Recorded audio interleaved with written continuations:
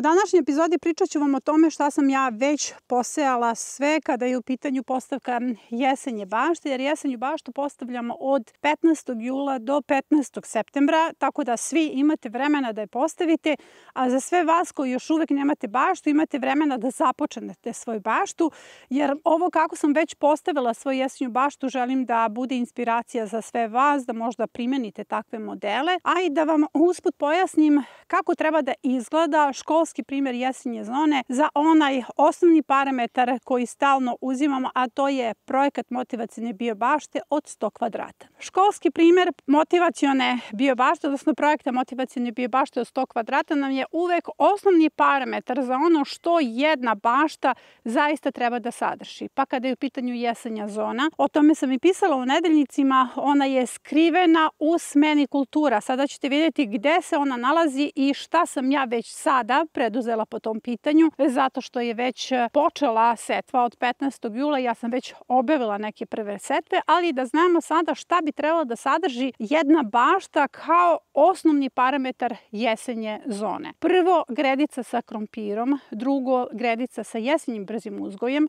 zatim treba da imate rotkvalent koji u sebi sadrži grašak. Kad je u pitanju rotkvalent, savjetujem da pogledate epizodu rotkvalent, zato što mi pod rotkvalentom podrazumevamo i julski rasadnik, ali i epizodu koja na sebi sadrži rotkvice, zatim ubacujemo rotkve, repu, salatu, kelerabe, različite kulture, ali primarno jesu rotkve i rotkvice. Zatim gredicu sa majskim rasadnikom koja na sebi ima visoku boraniju, mrkvu i peršun. Zatim gredicu sa majskim rasadnikom koja na sebi ima nisku boraniju i paštrnjak. I osnovno što bi sada trebalo da ubacite jeste krastavac, tikvici, niska boranija. Dakle, jedna prosečna motivaciona biobašta koja ima 100 kvadrata treba da ima 6 permamodela ili 6 gredica za vas koji ste u zemljanim baštama sa jesenjim kulturama. Kao što ste čuli, sada od 15. jula ubacujemo majski rasadnik, a sejemo julski rasadnik koji ćemo takođe ubaciti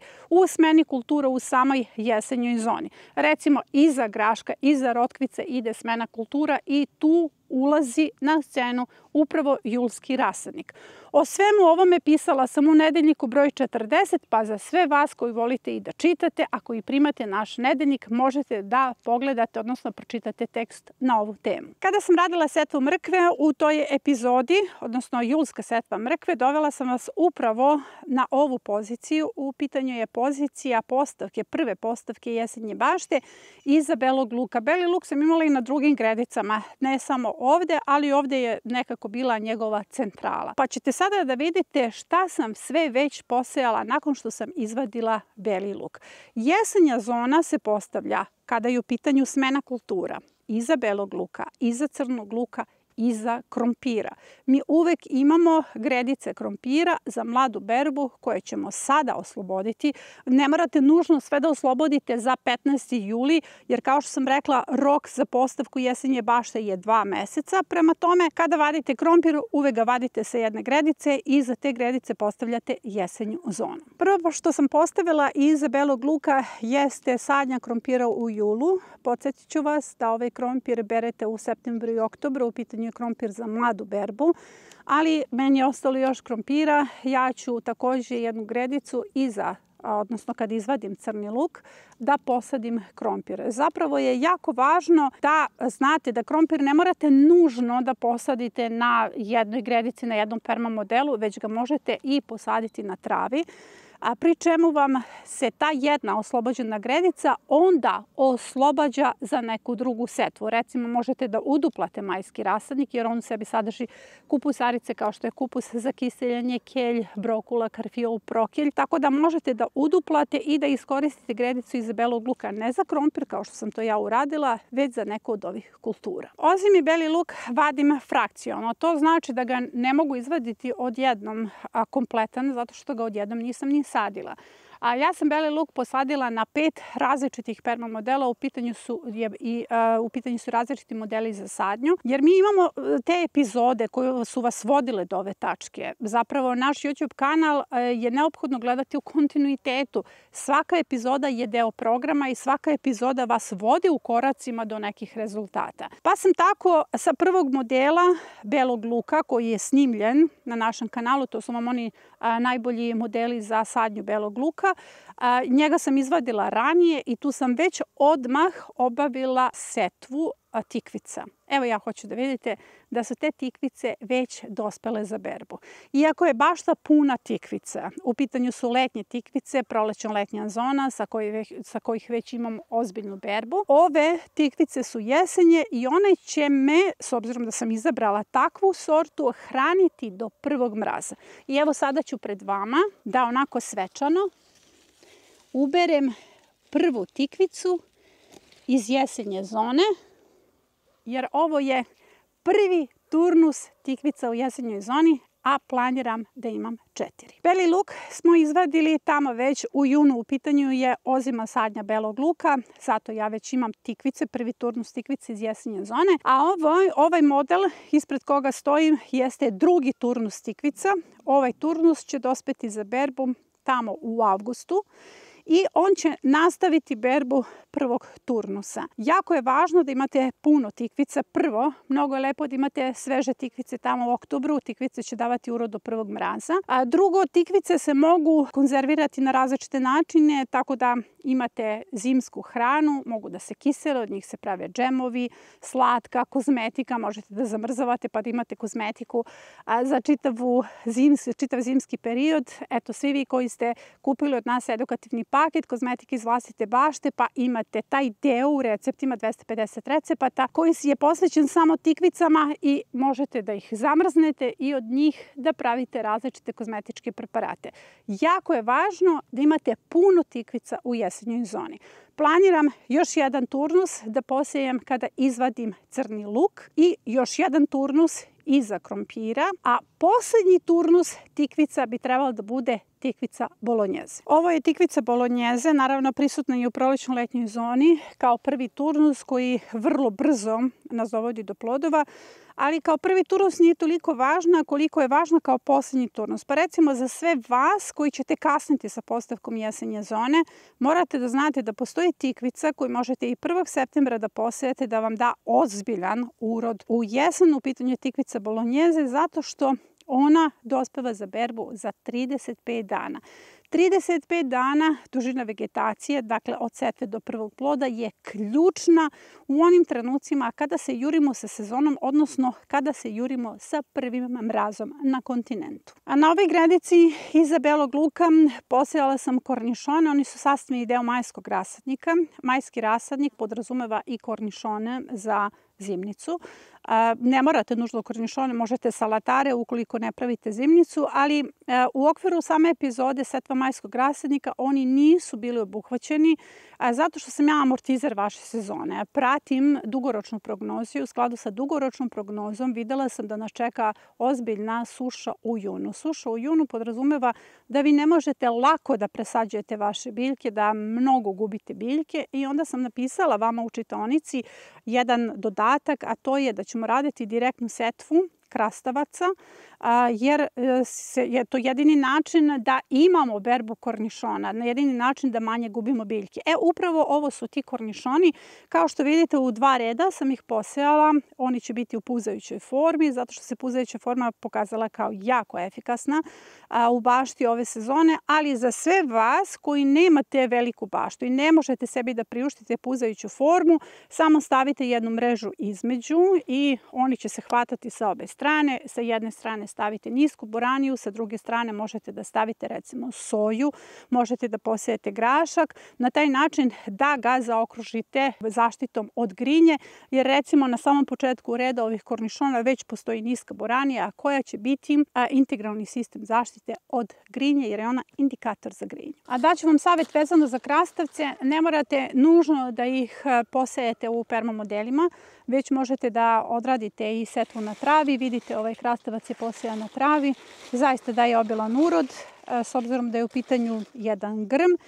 Svaki dan sa njega uberem po 5-6 plodova. Vidite, na njemu je jako mnogo zametaka, dakle tek će početi da plodonosi, a permamodel iskoristite za ono što ne može da se posadi na travi, kao što je majski rasadnik. Sada vas ovim kadrom vraćam na epizodu julska setva mrkve i evo, mrkva je već nikla. Nikao je grašak, salata niče, inače svi imamo veliki problem sa salatom ove godine, sporije nicanje, loša klijavost, zatim peršun se još nije pojavio. Cvekla se primila, praziluk sam morala da ponovim zato što se nije sav primilo se nekoliko sadnica, ali pazite, ja sam ovo radila usred visokih temperatura, tako da sam jako zadovoljna sa svim ovim što niče. Dakle, posejat ćete mrkvu, peršun, grašak, to se podrazumeva. Ovaj permamodel je takođe posejan i za belog luka, jer još uvek se nalazimo u rejonu belog luka. Beli luk je ovde posađen na drugom mestu. U pitanju je ozimi beli luk. Ovdje sam ubacila blitve. Blitve jesu u julu presađene, ali su presađene u onom periodu kada je malo padala kiša, jer svima sam dala savet da se tada radi presadnja. Bile su dobro ošišane i sada su krenule. Imam zelenu, crvenu blitvu, da nekako dobijem boju na ovoj gredici, zato što ispred je posejan spanać već niče i 2 reda graška. Za grašak ću staviti mrežicu, malu mrežu, sad ćete vidjeti kako se postavljaju ti mali niski nosači za grašak, jer kada posijete grašak u 2 reda, on mora imati nekakav nosač, inače će padati na druge kulture. I iza graška ide julski rasadnik, jer ono što ovdje meni nedostaje, tome sam pisala u nedeljniku, jesu boje. Jeste da imam crvenu blitvu, to nije dovoljno, jer kada radimo zimsku baštu, mi je oslikavamo. Bukvalno tako treba da gledate, da ste slikari koji nanose boje, jer zimska bašta nekako tim svojim bojama, tim obojenim kulturama najbolje utiče, najbolja je motivacija za vas baštovane. Prema tome ovdje će ići iza graška smena kultura, to je čitav julski rasadnik, a tamo ima puno obojenih lisnatih keljova. Ova gredica iz epizode setva brzog uzgoja u gnezdima. I kao što vidite, doživjela je svoju smenu kultura čak 2, zato što sam ovdje ubacila kasnoprolećnu zonu, zatim imate paradajze, tomatilo, anske jagode i 1 tikvica koja se nalazi sa strane. I sada kada sam obrala sve ono što se nalazi unutra, naravno tu se nalaze i paprike koje su ostale, ali kada sam obrala ono što se nalazi unutra, imam ovdje jedan spoj prolećno-letnje i jesenje zone, što je uvod u zimsku zonu. Jako je važno da povezujete te stvari, jer recimo kada ode sada paradajz, paprike, kada bude prvi mraz i kada sve to uklonimo, tu mogu da se ubacuju lukovi i ostaci iz julskog rasadnika. Na taj način dobijamo jednu baš dobru zimsku gredicu, jer osnov za zimsku gredicu jesu cvekle i praziluk. Oni su ubačeni usred onih žega, ali dobro su ošišani i sve se ovdje dobro primilo. Dakle, uveliko presađujem cveklu za kiseljenje i praziluk. Ovo je još jedna gredica gdje je bio beli luk. Izvadila sam odličan beli luk. Ispred se nalazim lisnati kelj. Lisnati kelj su uništile stenice. Ali pogledajte kako se oporavlja. Imam jako dobro iskustvo sa kupusaricama koje se obnavljaju nakon stenica. Naročito kada su u pitanju keljovi lisnati, pa tu spada i raštan. Jer u jednom trenutku se stenice povlače, ove biljke se oporavljaju. Evo, primjer kako će se ono oporaviti, vidjet ćete, ja ću već imati u jesen obilnu berbu sa ovih keljova. Znači, stenice su se nahranile, one su se povukle, sada dolazim ja na red. Iza belog luka dohranila sam ovaj sistem i ubacila 2 gnezda tikvica. Vidite, to su mlade tikvice iz presade. Presađene usred žege zato što su jako dobro ošišane. I ubacujem u nizu praziluk, cveklu. Znači, imam bukvalno 2 kocke. Prva kocka su tikvice sa lisnatim keljovima, druga kocka su lisnati keljovi, praziluk i cveklu. I sad se postavlja pitanje kako mogu iza belog luka da ubacim ponovo luk, jer u pitanju je praziluk, pa mogu, ako nadogradim permamodeli, jer permamodeli mogu potpuno da anuliraju prethodni plodored. Kada su u pitanju boranije, niske boranije su obilno rodile. Kad je u pitanju žuta olovka, zelena olovka takođe nešto malo bolje.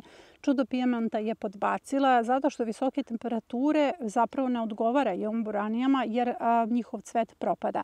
Ali pogledajte, ovo vam je onaj model koji smo zajedno postavili u epizodi setva modela za kiseli kupus, odnosno iza ovoga idu kupusi za kiseljenje i vrlo brzo ću ubaciti te kupuse zato što je berba boranija obilna. Vidite kako su se u ovom sistemu zaštite, gde su zaokruženi u potkovici paradajzom, sačuvale boranije.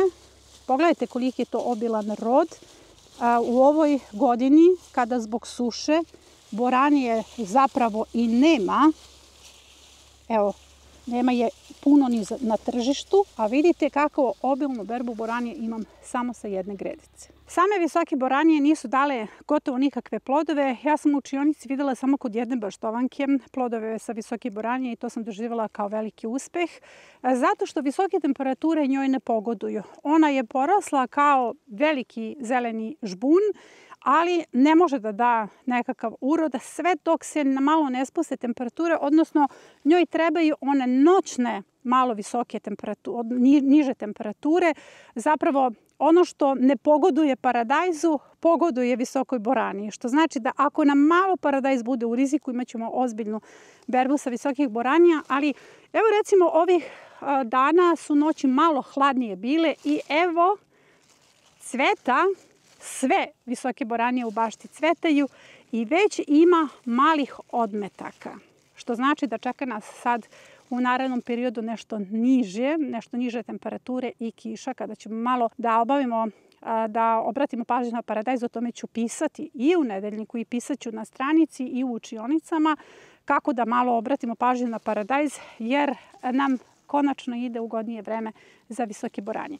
Visoke boranije možete sada da sejete, mada ja imam grmove u bašti koji uopšte nisu dali urod, sada će dati urod. Nemojte da ih čupate, samo pratite ako one imaju ovakve pupove na sebi, one će tek cvetati, dakle one svakako moraju dati urod.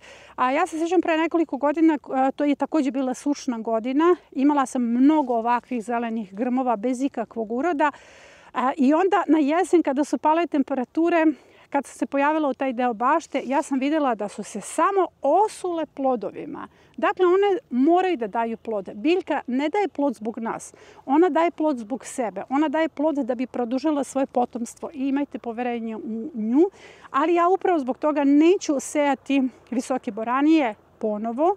Za sve vas, visoke boranije možete da obavite, setvu visokih boranija možete da obavite sada. Sada se nalazim ispred dve gredice na kojima želim da pokažem da stalno frakcijano sejem niske boranije i visoke boranije. Recimo između paradajza je neki 8. turnus niske boranije, takođe 8. turnus, odnosno visoke boranije i 8. turnus niske boranije, jer niske boranije bukvalno sejem svuda.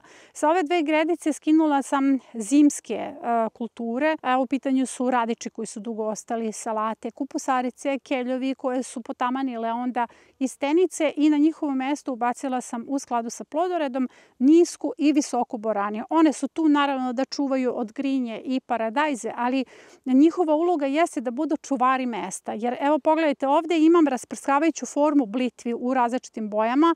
Blitva je zimska kultura, između njih su niske boranije. Niske boranije će biti čuvari mesta svim azot zavisnim kulturama. U čitaonici imate tabele azot zavisnih kultura i resursa za azot, pa onda znate da tu može da uđe u obzir lisnati kelj, neka kupusarica iz majskog rasadnika. Za majski rasadnik će zakasniti, ali za julski rasadnik neće. Tu imamo lisnate keljeve, raštan, kelerabe, kineski kupus, pak čoj, brokoleti. Dakle, to su azot zavisne kulture. Sve to može da uđe i za samog poslednjeg, odnosno 8. turnusa niske boranije. Takođe želim da vidite da na ovim gredicama ostavljam i divlje biljke, jer to vam je suživot. Suživot je ovde jako važan. Ispred imate pirevinu koja raste oko kultura Ne smeta mi pa ja je uklanjam, ali ono što želim da vidite jeste ambrozija.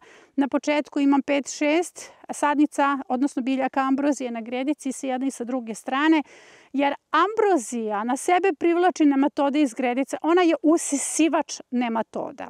Inače je ambrozija kultura koju vi zovete korovom. Nazvala sam je s razlogom kulturom, zato što zaslužuje taj naziv.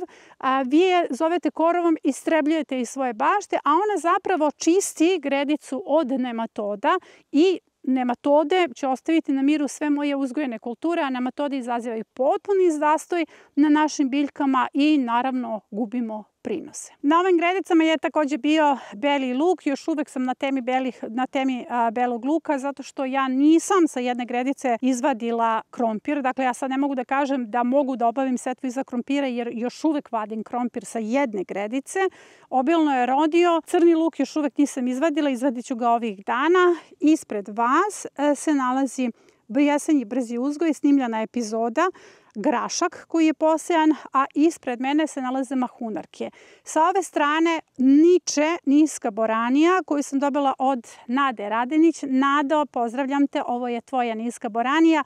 U pitanju su šarene kiflice i to je poslednji 9. turnus niske boranije u bašti. Neće mi trebati više, mada se još uvijek može sejati. Ispred se nalaze 2 reda graška. Moram da stavim mrežu ispred. Vidjet ćete kako se ona stavlja.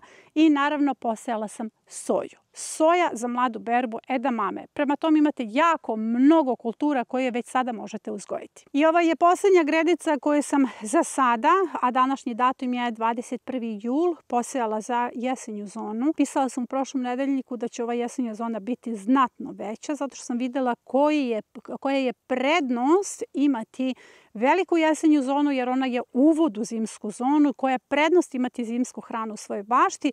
I samo želim da vam pokažem da sam po sredini postavila 2 reda graška. Kada po sredini postavljate grašak, rekla sam već, morate obavezno da stavite mrežu. Evo niska mreža, samo skratite mrežu za krastavce i postavite niže nosače, jer grašak koji sejemo, čudo kelvedona ili recimo ovde je moj džof iz semena posejan, to su kulture koje će preći malo visinu, ali će se uhvatiti gore. Bitno je samo da mi ne padnu s jedne i s druge strane, jer ovaj model je pripremljen za praziluk koji ide i sa jedne i sa druge strane. Imam jako mnogo majskog praziluka, odnosno majskih sadnica i moram da ih ubacim u baštu i ispred će ići blitva sa ove strane, a sa ove strane je već posejana mrkva, tako da dobijam jedan zatvoren sistem i svakako ne želim da mi grašak padne sa jedne i sa druge strane, znači on će se odmah hvatati za mrežu.